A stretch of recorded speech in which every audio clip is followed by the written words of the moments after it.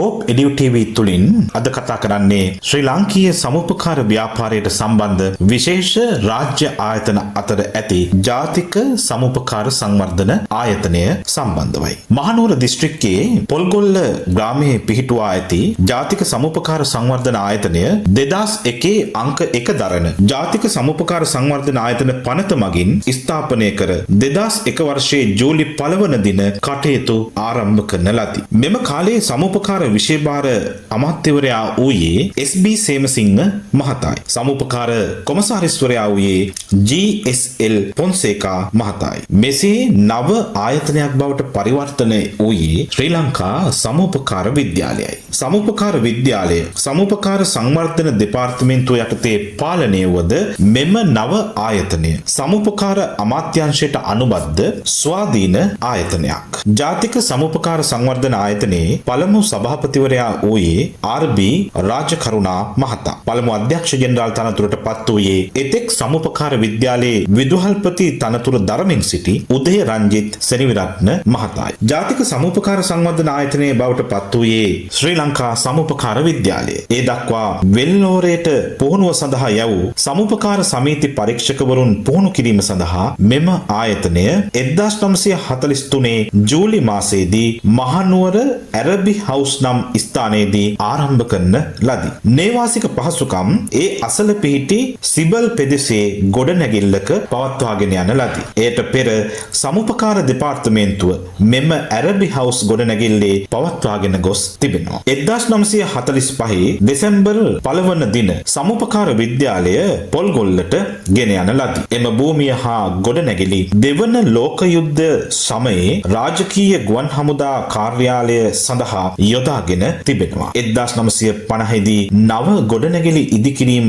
ආරම්භ කළා. මේට මූලිකත්වයේගෙන කටයුතු කර ඇත්තේ පොල්ගොල්ල ප්‍රදේශයට අයත් වත්තේගම පාර්ලිමේන්තු මැතිවරණ කොට්ටාසයේ වර්තමානයේ පාතදුම්බර මැතිවරණ කොට්ටාසය නියෝජනය කළ සමුපකාර ඇමති ධූරයේ දැරූ ඒ රත්නායක මහතායි. ඔහු පසුව ලංකා සෙනට් සභාවේ සභාපතිවරයා බවටද පත් වුණා. ගොඩනැගිලි ඉදිකරන ලද්දේ කැනේඩියානු දීවර සමුපකාර ව්‍යාපාරයෙන් ලැබුණු ආධාරවලින්. ඒ රත්නායක මහතාට කෘතගුණ සලකනු වස් නව දේශන ශාලාවක් ඉදිකර එය ඒ රත්නායක ශාලාව ලෙස නම් කර 1993 ජූලි මාස 3 වන දින ගරු ජනාධිපති ඩී.බී. විජේතුංග මැතිතුමා විසින් විවෘත කරන ලදී. සමුපකාර විද්‍යාලයේ පළමු විදුහල්පතිවරයා වූයේ එස්.බී. යටවර මහතායි. පළමු කතිකාචාර්ය මඩුල්ලට GIOM ප්‍රනාන්දු, PBW කිනිගම හා වී නඩරාජා යන මහත්වරු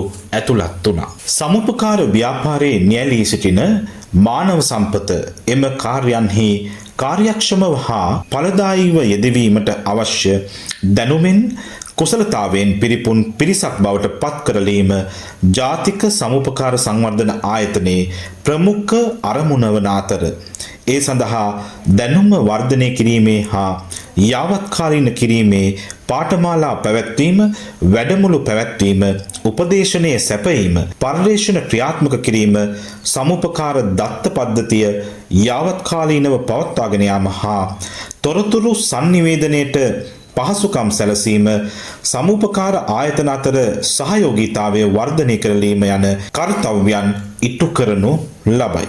මෙම කර්තව්‍යයන් ඉටු කිරීම සඳහා ප්‍රමාණවත් භෞතික හා මානව සම්පත් ආයතනය සතුව පවතින අතර නවීන පහසුකම් වලින් යුතු ආසන 1120කින් සමන්විත මහින්ද රාජපක්ෂ ශ්‍රවණාගාරය, ප්‍රධාන ශාලාව ඇතුළු දේශන ශාලා, ශිෂ්‍ය නේවාසිකාගාර හා නේවාසික පහසුකම්, ආහාර සැපයීමේ භෝජනාගාර පහසුකම්, පරිගණක විද්‍යාගාර, ශ්‍රව්‍ය දෘශ්‍ය හා මුද්‍රණ පහසුකම්, සියලු පහසුකම් සහිත පුස්තකාලය හා වාහන නවතා තැබීමේ ඉඩකඩද මෙහි සමන්විතයි. වර්තමානයේ ජාතික සමුපකාර සංවර්ධන ආයතනය වෙළඳ වාණිජ හා ආහාර සුරක්ෂිතතා අමාත්‍යාංශය යටතේ ක්‍රියාත්මක වනවා.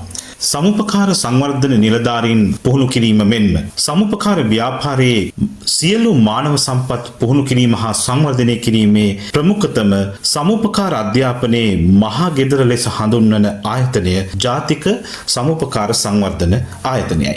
වර්තමානයේ උසස් ඩිප්ලෝමා පාඨමාලා සහතික පත්‍ර පාඨමාලා කෙටිකාලීන වැඩසටහන් ජාතික සමුපකාර සංවර්ධන ආයතනයේ ක්‍රියාත්මක වන අතර 2030 වර්ෂයේ ජාතික පිළිගත් උපාධි පාඨමාලා පිරිනැමීමේ දිගුකාලීන දැක්ම සපුරා ගැනීමට කැපවීමෙන් රාජ්‍ය ආයතන විශ්වවිද්‍යාල සමුපකාර සංවිධාන සහ සංවර්ධන හවුල්කරුවන් සමග සමීපව කටයුතු කරනු ලබන අතර සමුපකාර ව්‍යාපාරයේ මානව සම්පත සංවර්ධනය කිරීමේ මෙහෙවරෙහි අඛණ්ඩව නියැලී සිටින රාජ්‍ය ආයතනය ලෙස ජාතික සමුපකාර සංවර්ධන ආයතනය හැඳින්විය හැකියි.